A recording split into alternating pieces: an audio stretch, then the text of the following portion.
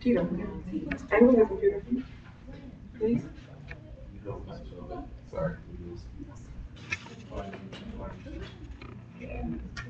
We gotta come closer.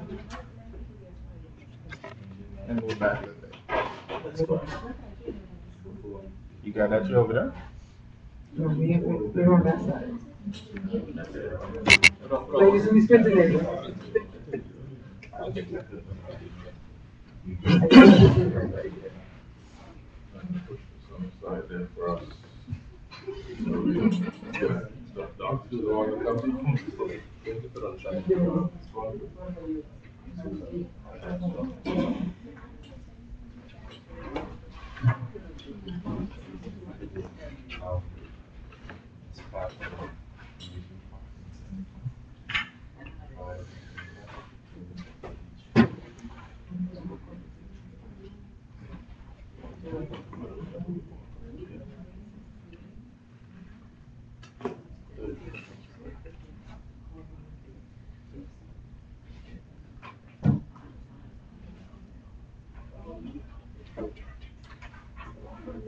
Hey, George, you reach?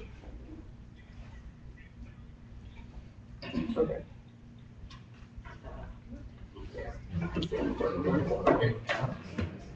Good morning.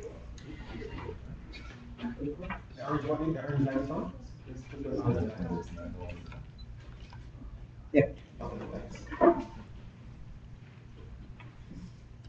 Good morning, and again, I welcome each and every one of you to this press conference. I call it a special press conference to deliver to you the recent news that we received from Minister Simmons, the minister responsible for the Turks and Caicos Islands in the Foreign Commonwealth Office.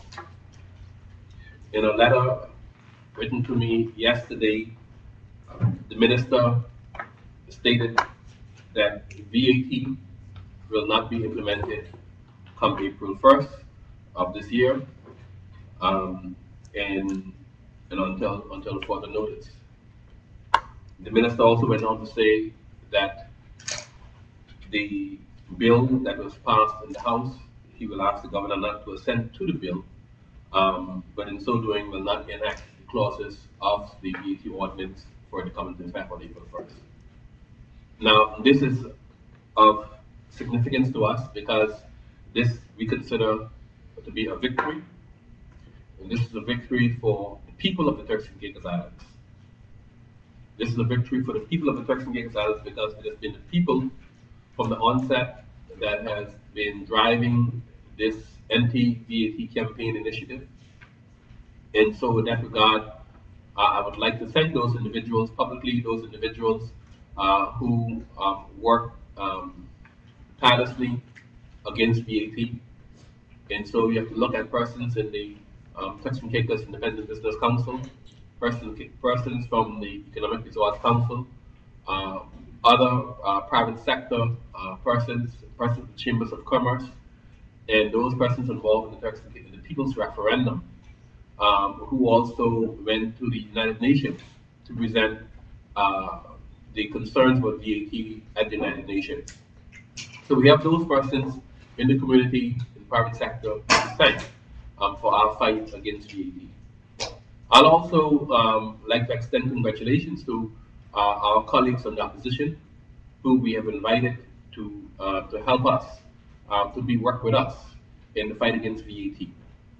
In so doing, as you know, one of the most momentous occasions was the meeting of the House of Assembly, where there was a unanimous vote to repeal the VAT bill.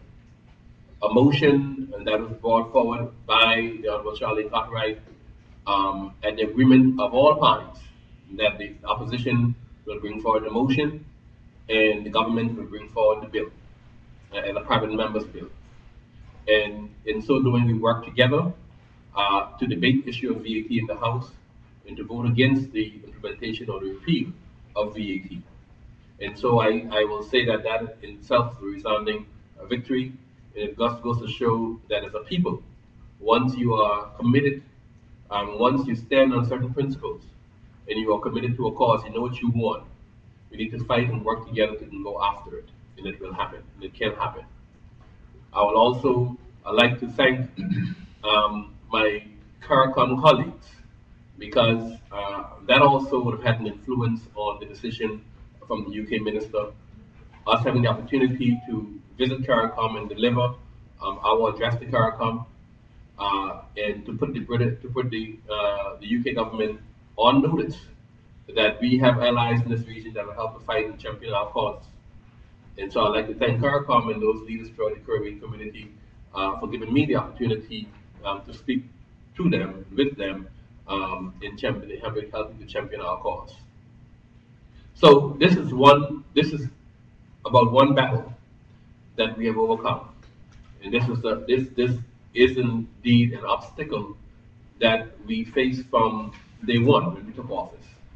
There's an obstacle that's very important simply because our whole mandate as government hinges on how we are going to go forward managing the finances of this country, what kind of taxation system we're going to have, how we're going to raise revenue, how we're going to spend accordingly.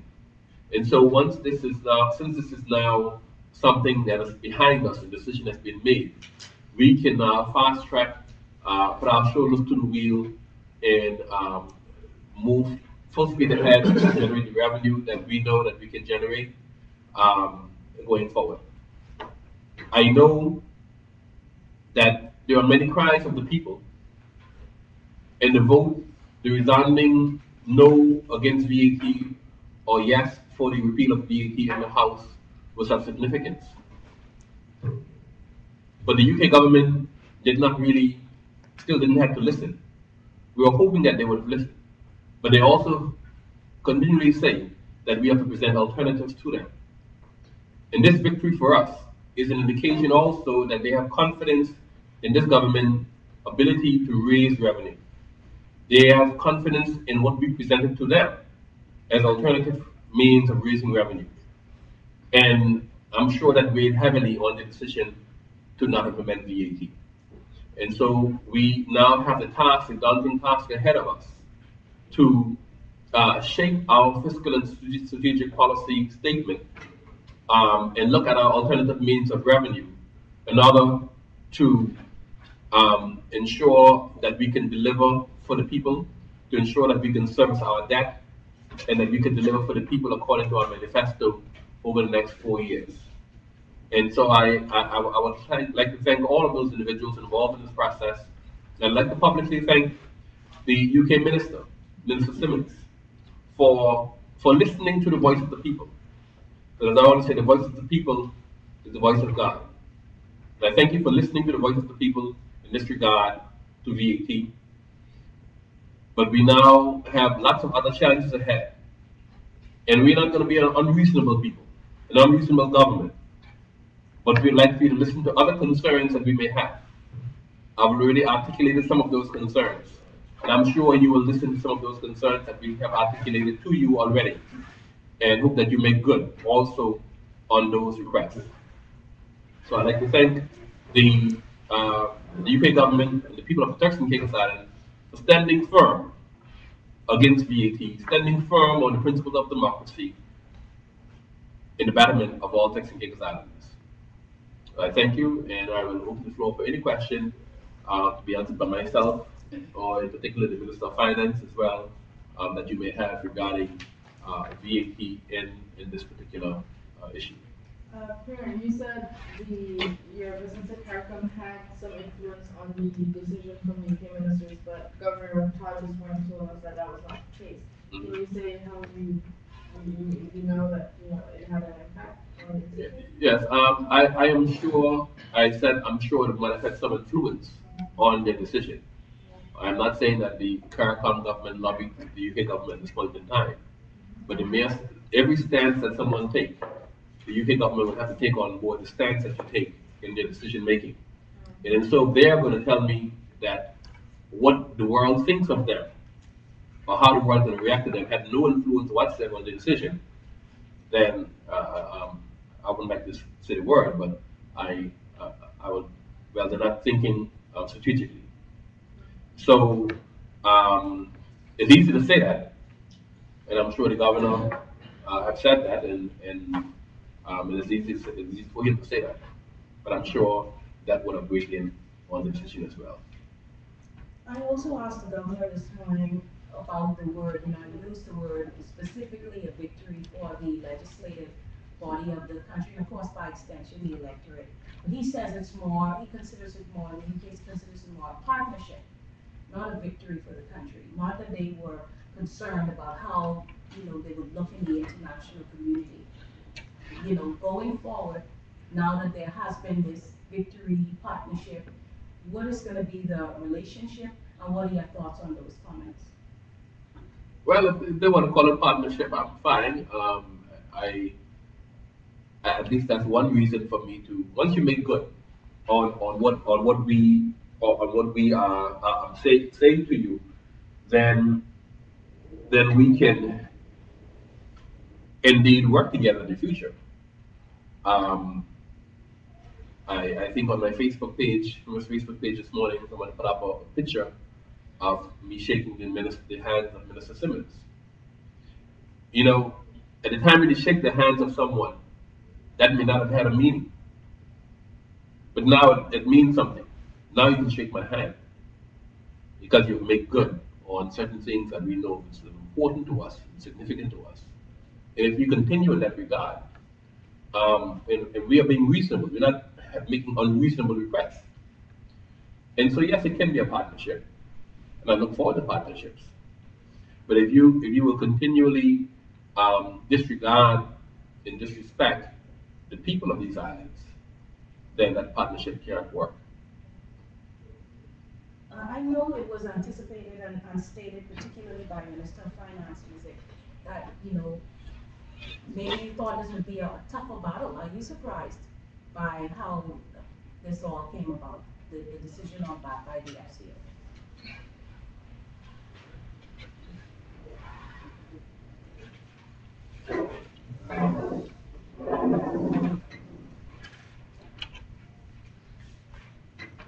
I'm not at all surprised. It's really textbook diplomacy in terms of the reaction. I'm not at all surprised. I think I'd like to add my congratulations and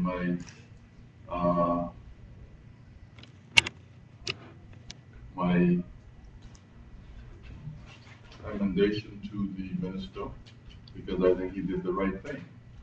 I think the people spoke, and this was a victory for the people of the Turks and Caicos Islands, and to some extent a victory for the Turks and for the British government, because we are bound together by history, and if we are going to act in the best interest of this country, we have to find a way to work through our differences to deliver to the people of these islands. So, I don't think this is a victory in the sense that I don't believe in zero-sum games. I mean, I think everybody wins in this one, including the British. And I also believe that the it's important going forward that as a community we pull in the same direction. And I join with the Premier in congratulating and thanking the leader of the opposition and our colleagues for joining hands with us at a time when it was in the interest of the country. And we need to do more of that. And from our side of the table, I think we can say that that's a style that we would like to continue. Minister, are you able to say at this stage how much was invested in, the eventuality that the UK thought would come in starting back on April 1? Is there a number? I don't know that number off the top of my head, but I am hoping that whatever has been invested, we can convert into something good. A number of people have been hired to work in the value-added tax unit. We have serious problems with compliance. Maybe we can deploy those people in different areas so that we can collect the revenue that needs to be collected. So no, I don't know how much has been collected in terms of dollars. I know there's been a huge amount of psychological investment in this on both sides. Minister, the alternative that you put forward to that was sent to the UK was limited expenditure budget, right? I didn't. Limited expenditure budget, that was the alternative. Yeah, well, one of the alternatives is to basically hold expenses. So essentially, what we will be projecting for 2013 initially is, at this juncture, probably no major increase in expenses. That's 2013, 2014? 2013, 2014. Now, as we have said in the past, we believe that we will be able to justify that there will be an uptick in the economic performance of the Turks and Caicos, and then we can adjust our spending based on that uptick in the revenue of these items. How do you think, in particular, the by-election required public spending cuts? How do you think that's going to go over with the people of Turks and Caicos? There will be no public spending cuts, right? We wouldn't be independent. There will be a rationalization of government expenses. We're looking at, as I said, what we will be doing is we will be reviewing the budget perhaps sometimes at the end of the first quarter to see exactly how well the economy is performing. This happens in businesses and it happens in governments. It's a technique called flexible budget. So you review it on an ongoing basis so that we can revise the numbers one way or the other based on the outcome of the revenue. So it may require a reprioritization, but as you know, we have a number of new revenue raising initiatives that we discussed in the past. The intention is to have a meeting with the technicians and expertise in finance and through the government system to fast track the introduction of these measures, probably as early as beginning of April, so that we can in fact raise the revenue and demonstrate very quickly that we have the resources to increase expenditure in a responsible manner. Okay, just for clarification, there will be no public spending cuts, but when you say limited expenditure, what are you limiting? Limited expenditure? I don't know that I use those words. John, what has happened? what has happened is that we're currently operating on the 2013, 2014, 2012, 2013 budget. Okay? And going forward, the interim administration was prepared to add an additional $10 million to that budget based on their projections of what VAT would have brought in. So the budget that the FSPS that we put forward is simply stating that, okay, we will remove what you said VAT would have brought in. We'll remove that $10 million. We will not take that into consideration. We'll continue on with the 2013, 2012, 2013 budget with a marginal increase in that budget, and then look to increase it even further as you go on within the 2013, 2014 year.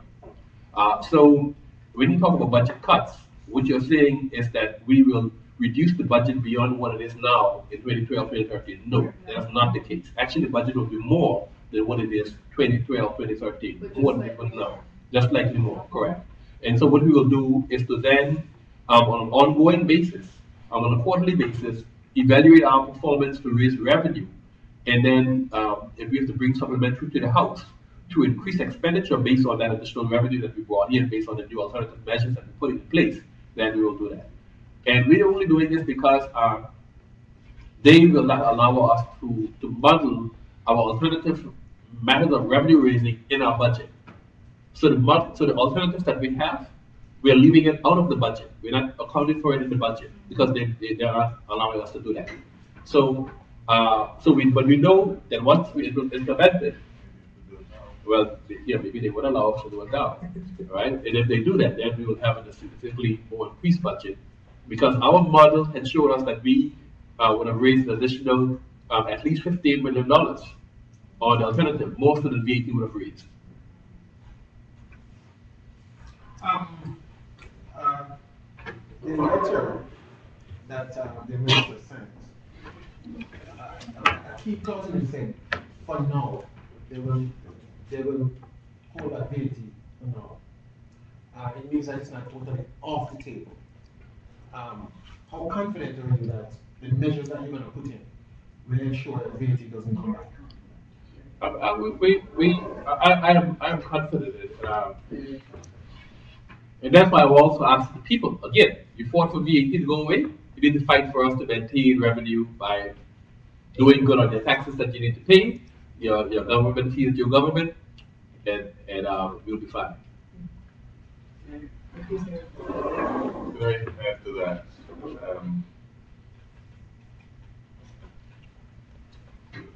I don't think, as I said, to the answer to the questions posed by Ms. Hamilton, I'm not surprised at the tone of the correspondence. Obviously, Mr. Simmons and HMG was caught off guard. I think credit goes to the local legislature. We made a very tactical decision to act together in the interest of the people. I think it was something that they did not expect would happen. And it would seem if the governor were to simply give the instructions to sign the repeal bill, it would seem to be given in to the local legislators. And given the amount of reputational capital that the governor and the British government has put into value-added tax in insisting that it proceed, I didn't expect them to come back and repeal the bill just like that. But I think it is clear that there will be no reason, no justification to bring value-added tax back, especially if the performance of the economy dictates otherwise. So that's I don't expect to see a revival of it, and certainly we will work very hard to make sure that doesn't happen. Can you say where your government is with the preparation of the FSPS? Well, to be honest with you, we were expecting the letter from the minister yesterday. I was expecting it would come in earlier in the day. Had the FSPS team was on standby. to start working on updating it. We have a cabinet meeting tomorrow.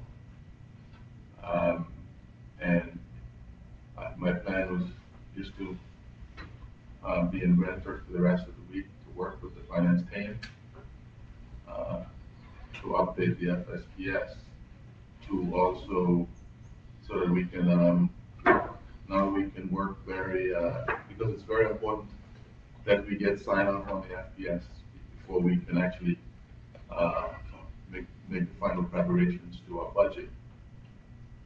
So my intention would be to try to turn that around by Friday of this week, so that we can get some real momentum going in finalizing the budget. So by Friday, you send it off?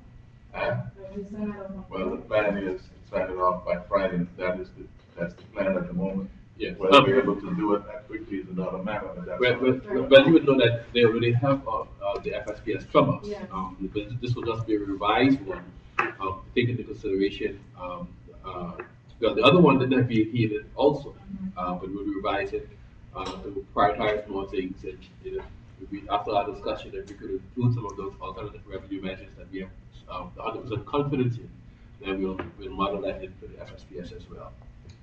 And the bond, and this is all about us raising revenue. And what we look at right now today, all of the PSs are together in one meeting, brainstorming various revenue measures that we have put forward, as well as new revenue measures, and looking at strategies for increasing government's revenue. So that is taking place as we speak. We have already successfully been able to get the investment unit fully transferred to the Department, to the Ministry of Finance, under the Minister of Finance direction, so that we can more align investment in finance, and so that we can go after those new investments that Turks and Caicos need to grow our economy. And so, so those are some of the initiatives that are already in train. Does the government have a timeline from the UK, when you guys have to push forward budget? Are you working on a particular timeline? Yeah, I think the budget preparation, the process for budget preparation is laid out, I believe, in the Public Finance Management Ordinance, I believe, or one of those new ordinances. Um, So that's what we have to follow. I don't know what the detailed provisions for having steps in that process delayed. But clearly, we will not be able to present a budget now on the 1st of April, which is literally 30 days away. Right?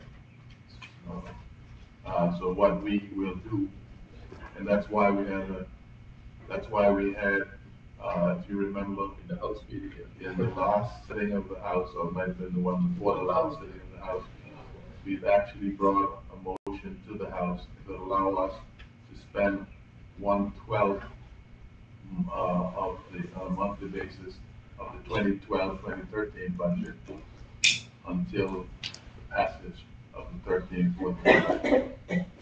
So we have already made provision to continue, for government to continue to be able to operate. Does the decision by nearby Bahamas, which has a similar economy, say #1 industry, to implement value-added tax in 2014, weigh on your minds at all as an administration as something that might be something doable in future? Well, not really. I think